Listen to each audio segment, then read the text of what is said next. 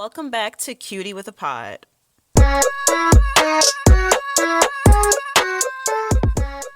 So, in this episode, I want to give a quick preface. I recorded this via Zoom with Khalif, and Khalif decided to sit in his car with his windows down. So, you're going to hear birds chirping. You are going to hear cars coming by. Try to ignore all that, and I left a part in there when I told him wind your window up. Still a great episode. We will bash Khalif later. All right, let's jump into it. Today is part 2 of toxic male friendships, and it's coming from a male perspective. So we are going to hear from a male in my life about his thoughts and reactions to the last episode that Taylor and I recorded.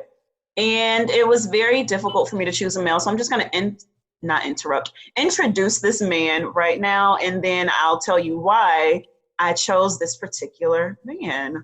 So we have someone here with us today, and his personality is very much like the shirt he's wearing. I know you guys can't see it, so let me describe it. It is a bear. It is a bear with a scarf on and maybe house slippers, and he has a beer mug in his hand. It's clearly a beer mug, and I think it's hot beer. No, it's clearly hot chocolate. We don't have to talk about it, but it is clearly hot chocolate for those of you who are wondering. So it's hot chocolate, but it looks like hot beer. So it is Khalif. Say hi to Khalif, everyone, and Khalif, say hi. Hey, y'all. Is that better? That's good. You see, Khalif is unlike Taylor and Amber because he did not give a full winded explanation as to who he is. Khalif, tell everyone how we met. I'm gonna give him a chance. Oh wow. Okay. So we met through a program that was geared towards basically, can I say niggas? Getting niggas like in the hood to look at like yes, you can say niggas, but don't be specific about like everything, you know? Yeah, sure. But geared towards getting inner city youth, I guess, quote unquote, to look at NESCAC schools, basically. So like the Holy Crosses, the Wesleyans, the schools that we both respectively went to, and other schools in that area. So basically, I think we had like some SAT classes or something like that. Mm-hmm. And so we met through Amber, kind of, because you were Amber's best friend at the time. And you know, like, it's just when you meet someone who's like funny and like funny people, you're just gonna gravitate towards each other just to like laugh, because that's just what you want to do, and like that's what we did. And yeah, I just remember it was like one of the first friendships, like seriously, that I had made, mm-hmm. where I laughed that much, and there were like no drugs involved. It was just like a completely cool setting. Like, no, I'm serious. Like, you know, I smoke and shit. So, like, of course, obviously, like, I had those kind of friendships, but it kind of opened me up to that perspective of, like, engaging, you know what I mean, people in a different way, or just engaging, like, having a good time, quote unquote, in a different way, you know. Interesting. So. I never knew that. I've always appreciated that about you and Amber. We are your I think that's how we met. Yeah. That is cool. Okay, so just found that out. Wow. So the reason I chose Khalif for this episode is, one, it was very difficult to find a man who would take it seriously. So I texted 3 people, and Khalif being one of them, to help me. So originally there were supposed to be 3 men, have 3 different perspectives. You texted me last, just to be, you know, clear. You don't know. You literally don't know who I texted first because you're not in my phone. So one of them, I was like, you got to listen to the first episode and, like, you know, tell me what you think about it. First of all, the episode was like 40 minutes long. He, quote unquote, listened to it in 5 minutes and said, I listened to it. It sounded sexist, because I made the statement that men are typically not friends with women they aren't attracted to, or men don't pursue friendships with women they're not like attracted I to think a it's just girl. something like men don't have friends that they don't find attractive in the context of like women, obviously. Yeah, something like that. So he said that was sexist, and once he said that, I was like, yeah, you being too shallow for me, and this won't work. What do you think about that statement? Is it sexist? Was it being sexist? I mean, I do think that it is leaning kind of like on a generalization, but I don't necessarily disagree. I do think that attractiveness bias is a thing. I do think that we associate good qualities with people who are attractive, and it's not necessarily a gender-based thing. I think it's on both sides of the spectrum. And I think even outside of just like attractiveness, people will pursue, friendships and relationships with people that embody certain qualities, whether it be like fitness or status or like finances or whatever. So yes, I do agree that, you know, some men, maybe more than a few, would use that as a basis to say like, hey, like these are the kind of people I'm going to pursue, whether it be for friends or more than friends or whatever. But I don't think that, it's not necessarily just a male thing. But I can see how he, maybe might have got his feelings hurt. So Yeah. I mean, I agree. I don't think that I would really see a guy that I don't think is, I'm also more on the shallow side, but not that shallow. I'm not afraid to say I judge people off what I see because it's what we do. Some people are afraid to say they do it, but I'm not. I judge. do it, yeah. And I think maybe that might have been the thing. It's just that like, don't just say that like men specifically do, necessarily. Because I think it's a thing that people do. And if that's what we're talking about, yeah, let's be honest, we all do it. We all have different reasons. Solid. Okay. And then the second guy that I asked to do it, the other guy, I sent him like some questions I wanted to explore, and he was like, wait, I thought this episode was about women being toxic. Okay. I mean, you have the space to like talk about that, but that's not what I wanted this episode to be about. So he was ready to, she did this, she did that. And I understand that men need that space as well, but that's not the space, So he had different intentions. Hopefully you don't have those intentions. I think you have good intentions. I have good intentions. I'm definitely not woman bashing, but I think the perspective of like, have I ever been in a toxic friendship necessarily? I have. Oh, perfect. We can't wait to hear about it. It is with a woman that I'm not friends with. But listening to what you all say, I do think that it adds a perspective that kind of, maybe flattens the gender kind of like based, because I do think toxic male friendships are a thing, but we naturally have opposing truths. Like you have had toxic male friends. I have majority female friends, as you have majority, male friends, and I try not to be a toxic male friend. So I don't have a lot of stories about, when I was a toxic male friend. So, Cleve, I know you had a chance to listen to the last episode. The episode we're talking about, right? So do you have any thoughts about anything Taylor said or I said or anything you disagree with? I won't say disagree with necessarily, but y'all definitely should have called me.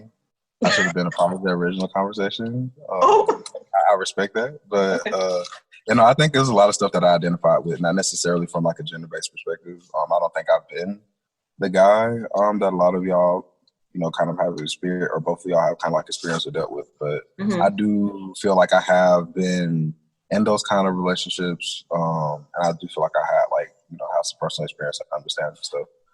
So I guess like just from like the emotional gold digging perspective, I do think that like, but we can both agree that like there's like a group of quality adults. Maybe there are more women than men, in that quality group, but I think there is like respectable adults who want to like better themselves. So I don't think that people necessarily approach relationships, or like as a man, like I've never really approached a relationship because I wanted somebody to emotionally better me necessarily. You know what I mean? So like I did kind of like disagree with that, but I do think that relationships are kind of, or can be like parasitic in a sense that someone can be, I guess, kind of like extracting something from you emotionally and not really kind of trying to return anything to you.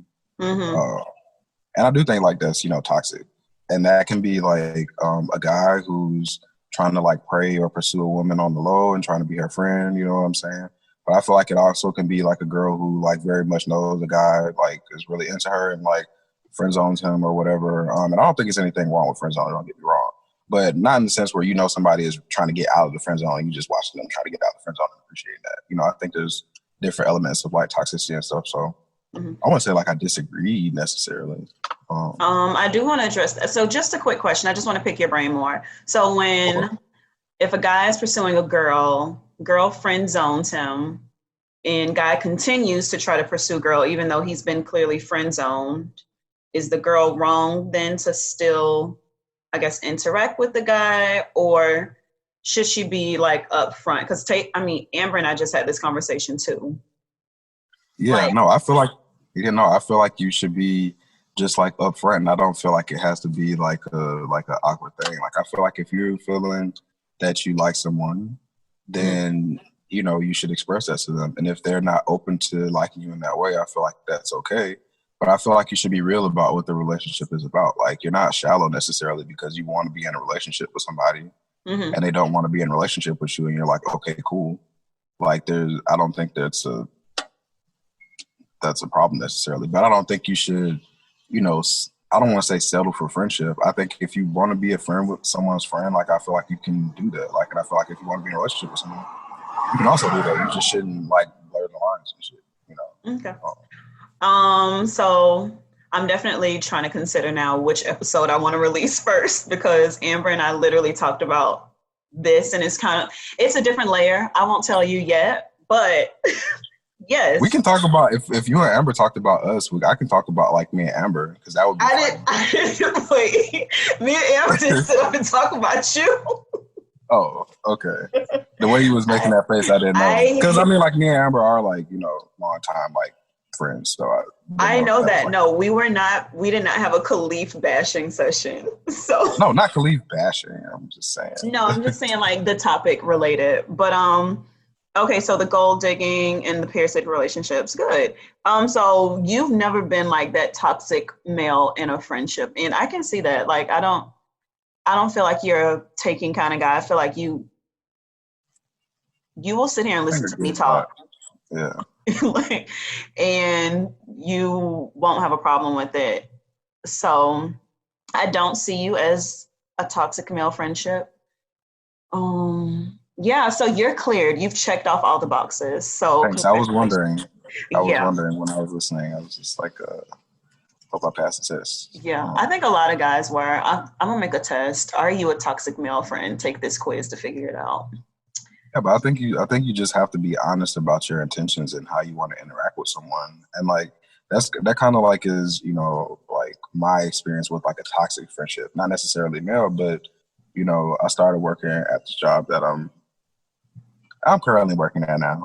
I'm pretty sure the person's not listening or whatever, so I don't mind like talking about it. But you know, this person we naturally kind of gravitated towards each other, and it was kind of like a natural, I don't want to say chemistry or whatever, but you know, there are some people that you just kind of, they just fit, you just naturally gravitate towards them. It's just like, I'm fucking with you. Like, it's just, it's automatic.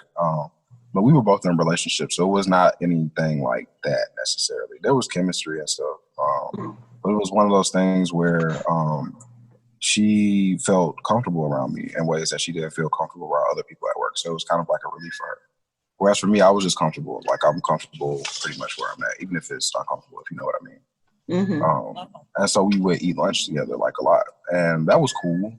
But naturally, you know, if you eat lunch together, it became like we're going to eat lunch together like every day. Like that's going to be like it's a routine.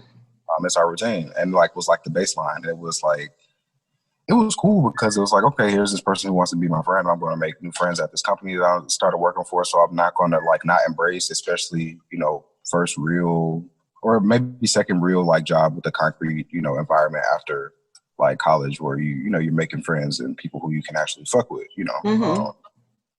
And so I say basically it just kind of got to a point where I think having more knowledge and experience of relationships than she did, I was like kind of like her counsel to a certain degree. And I do think like that is kind of like not necessarily like a toxic thing, but you know, I would tell her like, you know, if we got on lunch break and she just wanted to spend 40 minutes out of the hour that I had talking about, you know, what was going on with her boyfriend or whatever. And don't get me wrong, we had mutual conversations about like how we felt about having long distance relationships. But I would tell her, like, you know, I'm not your therapist. Like, it's not, you're like, oh my God, okay, so I just want to tell you about this, So that. wait, both of you were in long distance relationships? Yeah, long distance and, you know, long term to a certain extent. Okay. So you would share those experiences, and she would kind of We come would to you have like you're an mutual, expert in a sense? just in the sense of just like relationships and kind of like, you know, just being in that sense of like, hey, you have to kind of value and know and love yourself. And like, we all go through that. Like, it's not like some magical like understanding, but we all go through the, you know, you have to love yourself. So you're not trying to get that from a different person. So you can function in a relationship from that kind of perspective and not try and necessarily complete yourself with somebody else's affection or love or intention or insert whatever. But, you know, that was something that she didn't really necessarily know. And I felt like for me, it was like kind of an opportunity where, you know, usually when you teach people stuff about love and shit, you like are in a relationship with them, like learning and teaching them and shit. And it was like an opportunity where it's like, okay, well, I'm not in a relationship with her and I'm in a relationship. So I'm not trying to like embrace a different, you know, relationship or anything like that. But, you know, I can clearly see like, you know, this dude is like fucking you over. So let me just try and help you understand like, this is what's really going on. This is why you keep doing the situation. This is why you're trying to, you know, you can't really escape it. If I can add some perspective and value, but, you know, back to the point, like I had to tell her, like, you know, I'm not your therapist at the end of the day. Even though I know these things and I can teach you these things and I can help you out with these things, it's not really like, that's not the nature of our friendship, is that I break down your emotional problems and make you feel better during lunch. And I feel like that's kind of like where the toxicity kind of like began, because it's like, oh, okay, oh, I can't do that. Oh, okay, okay. And it was kind of in essence, and then it was like more of the, okay, well, if, you know, and over the course, I had, you know, kind of been in a relationship and gotten out of a relationship or whatever. But it was this kind of dynamic where it was, you know, we eat lunch together all the time. So if there's a new person you want to eat lunch with, like, you know, what are you doing? Like, we eat lunch together. Like, what you talking about? Type. Yeah. You know what I mean? Like, energy. So It's possessive. it's not really, it is, you know, and like, we can talk about that. We can reshape that if that's some kind of energy that you want to have.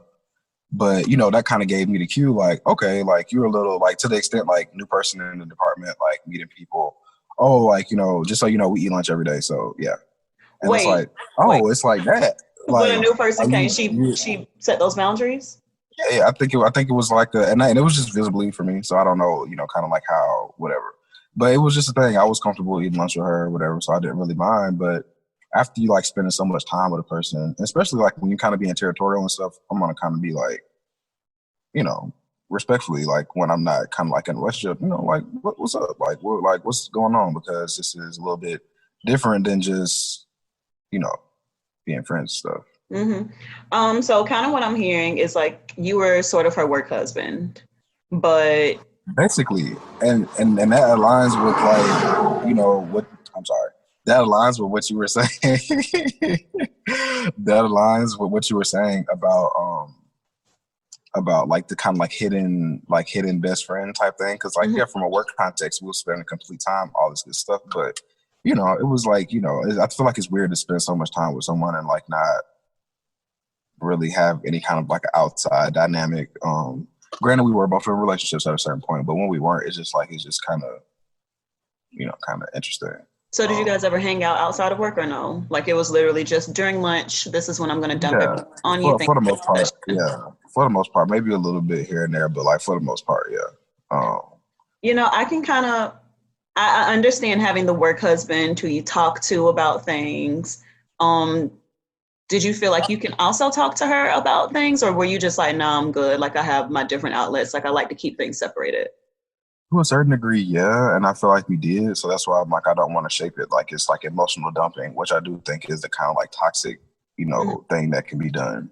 It wasn't like an emotional dumping situation necessarily, but it did get to the extent where it's like, okay, we're spending lots of time. You're like learning lots of things about me, learning lots of things about you, and it's not necessarily just kind of like, oh yeah, there's somebody who I can with, they cool or whatever like that. Like, oh, I just learned something about them. It's just kind of like more of a intentional, like, but just kind of like weird way, you know, like, I don't know how to really now I'm questioning my experiences, because I mean I never went to like my quote unquote work husband and was like, let me dump all this on you about my life. Like, can you help me? What does this mean? It was more so like, oh my God, look how stupid this guy is I'm talking to, and like showing him the messages and like us talking through it, that's cool. asking him for advice. Did I feel like possessive? I feel like I feel a certain amount of possession over all of my friends. I would be okay with him eating lunch with other people or other people eating lunch with us, because I mean, I would go eat lunch with other people. Were you both Black? She's Bangla, like Indian, Bangladesh. Okay. Like were the only two? Where you were the only two? Yeah, we did gravitate as like non-white people for like a mostly white like organization, you know, obviously. But yeah, so I think that it just kind of like got to a point where it was like, okay, well, kind of spending a lot of time. It's kind of like in kind of like a territorial way a little bit. It's a little bit like, you know, some vibes or whatever. So I'm just going to try and understand so I'm not confused, because, you know, I want to talk to somebody now. So I'm just trying to figure out what's going on here and keep it moving type thing. So it's like, okay, so, you know, like, hey, like what, you know, what's really the deal? And it was kind of like one of those whole things where it's like, I'll acknowledge that, you know, there's something there. I don't want to talk about it. Like romantic feelings? You know, just if you ask me, I would say yes. It's just kind of like, you know, if someone doesn't necessarily have all the, you know, terminology or tools to talk about how they feel about somebody, but they trying to wind up that window right now. The window's not gonna help. Oh, okay. Just had to wait till it got right. But no, I think when somebody doesn't have the terminology, or, you know, not I want to say like the experience, like in like a belittling way, but it can be hard to talk about how you feel about somebody when you're not used to doing that, or when you don't really do that. So it was kind of like one of those, like, you know, like I get a different kind of feeling, and like, you know, it's like, it's different. Like I don't feel that like with my family. I don't feel that with like past boyfriends that I had. I don't feel that with like this. So it's like something I don't really know about. But, you know, at the same time, like I'm not really trying to embrace that. And, you know, at the end of the day, I respect that. It's like, cool. Like, you know, I think it's cool that like we both can acknowledge that it's some shit. Whether you want to embrace it or not, or see what it is or not, that's cool. I respect that. But also, like, okay, like I feel like the HR dynamic is gonna like change, because we can still be friends. We can still have that kind of a friendship, but, you know, like you can't be territorial like that, I feel, if you know that, you know, I'm trying to get. When you started telling your story, let me tell you about how biased I am, and I'm going to call out my bias. So when you were talking about her, so what I gathered from it is there was this woman at work, you and her started talking, you're in both long-term relationships. She hadn't been in a relationship before, but she had relationship experience. So she was coming to you and kind of seeking advice, like emotional validation, things like that. And it took a toll on you, right? The same way it took a toll on me with my friend. But my bias was just like, okay, like she's just asking you for help, like help the girl, right? But you see what I mean? So it's like, it's a different side to the conversation. Yeah. Literally, you were me in this situation. It's just like, oh, this is so draining. Like, which is why I can relate. And like the other thing I can relate to is like the whole hidden thing. So it's like naturally, and like, I mean, I'll like full blown, like, you know, apologize if it's not true, but I know like culturally, across all cultures, like, you know, colorism is a thing, but like, especially like, you know, in like Indian cultures and stuff like that. And like, I'm not even Indian, you know what I'm saying? So I'm like past the darkest you can be, and I'm dark skinned. You get what I'm saying? So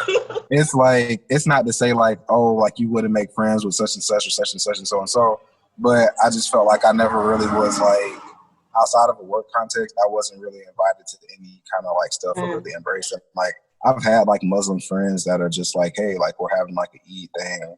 Yeah. And I'm like, you know, whatever, or, you know, doing whatever kind of a thing, especially if it's food based, because I love food, and just be like, hey, here's some whatever, like try this. Or like, hey, you know, it's kind of weird. Not necessarily saying like you have to embrace me that way, but if you're gonna spend so much time and be territorial and be like, no, you can't really grow and embrace relationships with other people. We can eat with them together and we can all be friends and stuff, but, you know, this is kind of like, how, you know, it should go. But at the same time, it's like, you know, like there was like a work event and her mom was there, like her parents, and I didn't feel like she necessarily wanted me to introduce her to her parents. It was kind of like, oh, like, hey, like, you know, this is, you know, Cleve, hey.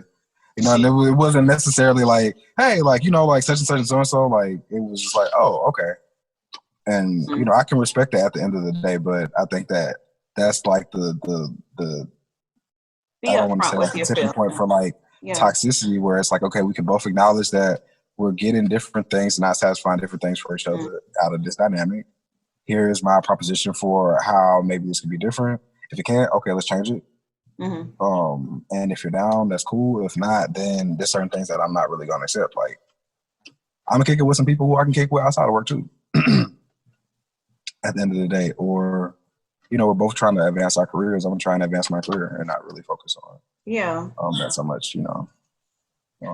I like that story a lot. I really needed that perspective because I was just like, at first, I'm telling you, I was like, just help the girl. Like, but if an emotionally stunted man comes to me and he's like trying to talk through his feelings, like, I'm like, go figure it out. I figured it out, but you talk through it with her and like helped her.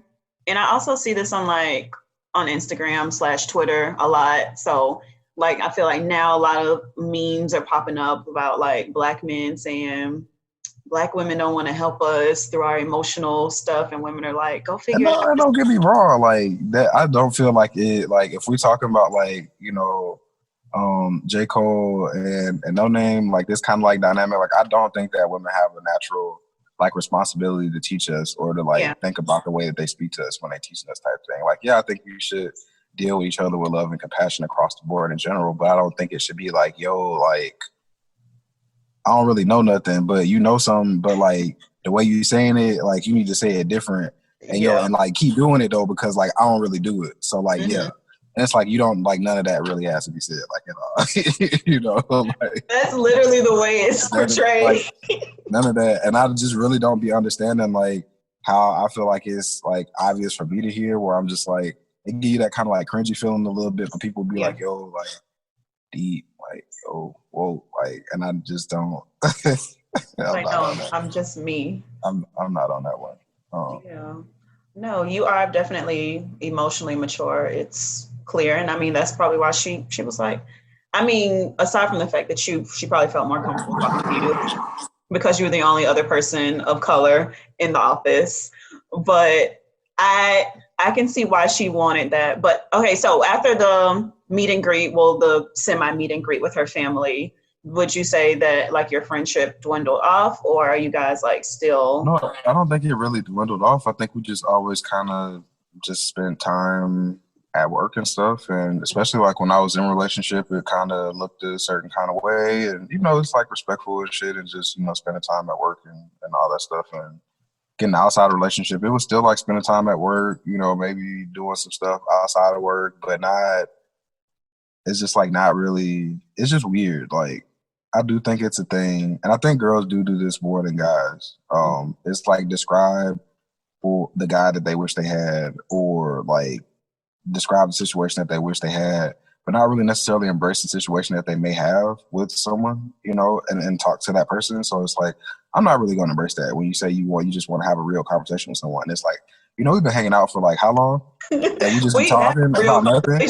You get what I'm saying? And it's just like, that's not what you want at the end of the day. So it's like, you should just, and I would say some shit like that. I'd be like, you should be real about what you want, you know, and maybe I was upfront and say like, hey, like you can get that with me, because obviously either I'm in a relationship coming out or I got some other shit going on, but it's like, that's obviously not what you really want, you know? But I mean, she really liked the idea of you, but she didn't. Yeah, I don't know, but she did definitely have a type, and I don't think I was her type necessarily. Yeah, I mean, there's nothing wrong with that either, you know. There's nothing wrong with that. Yeah. It's also leave me alone and stop putting me in the situation, because I'm assuming like through talking to her, you start to develop feelings for people, especially when you have these deep conversations about feelings and things, and you're sort of helping her through the situation.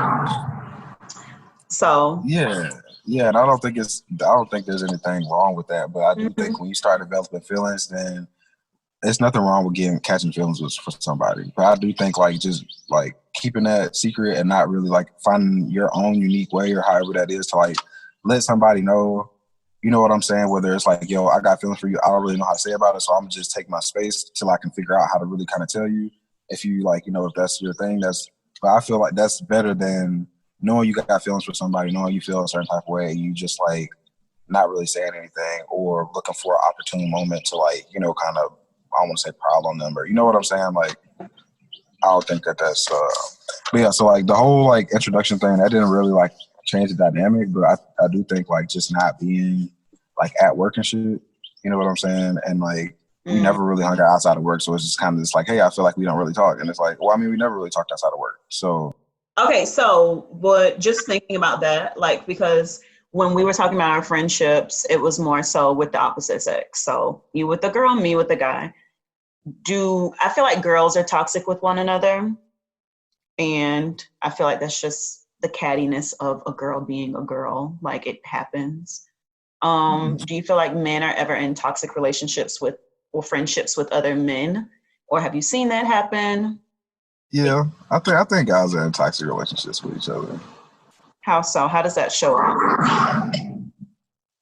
I would say like not in general, but I think it does definitely when you have like emotions don't have like you don't have a value system for emotions necessarily. Then like yeah, you're gonna do a lot of stuff without consideration for like how somebody might feel or something. So like yeah, it can be toxic because you feel like, you know, man, he gonna be all right, like, you know, whatever. Like that's literally like your thought process. So it's like whatever you're thinking about doing, it's like you feel it's not even like disrespect necessarily, but you feel like a level of understanding. Like, you know what? I'm a man. He's a man. He will understand. So he gonna understand. And that's that. You know, and it's just like you gotta understand. Is that toxic if there's an understanding though? I do think it's toxic because I don't think, you know, the whole I'm a man, like everybody got different, you know, definitions about what that is. So you gonna do stuff that you feel like somebody should be cool with and like, you know, oh, like, well, man, you know, you less of a man necessarily because you're not cool with that or you don't, you know what I'm saying? Like you're not.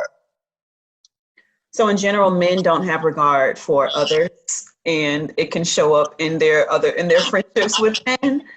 No, I'm just saying like in general, there's I don't